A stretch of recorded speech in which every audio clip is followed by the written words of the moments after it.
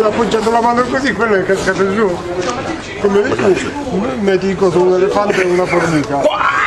L'elefante fa così, la formica salta. È una formica lui, no? Quella è la formica atomica.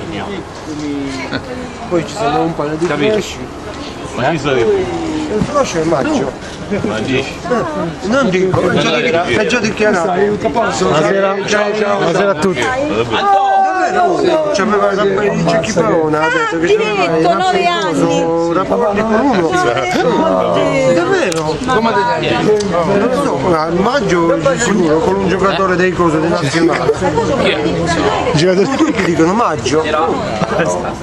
Sì, dai. Poi ha detto pure Cecchipone che c'aveva che giocava alla nazionale. Vediamo sera. Sta beve? Poi quello gioca Ma che stai chiedendo? Ma noi dobbiamo un messaggio a storia. a giugno. Anche spettacolare il campionato. Non ne so, cioè, insieme con noi, non è mazzo. È diventato ma tutto insieme.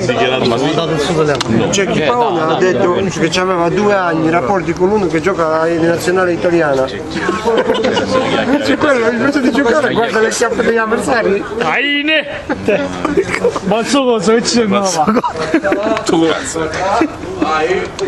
No?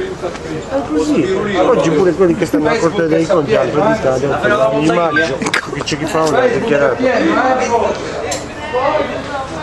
Ma ben vivo, dai. Ma porco Dio. Questa dita e cose. Di maggio che frocia. Mi sa di sì, è lui. Chi è? Chi?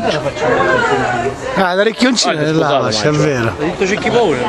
Da tuo figlio. Che vuoi dire? Ma che l'ha detto maggio proprio? No, ha detto Cecchipone che ci ha avuto rapporto con uno che gioca alla nazionale.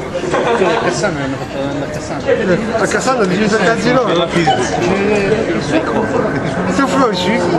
No, se sto Froci sto Cazzino.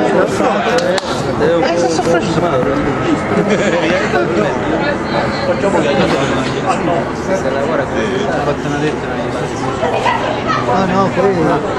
Però in televisione ha detto Sarai da maggio, sarai su scusa.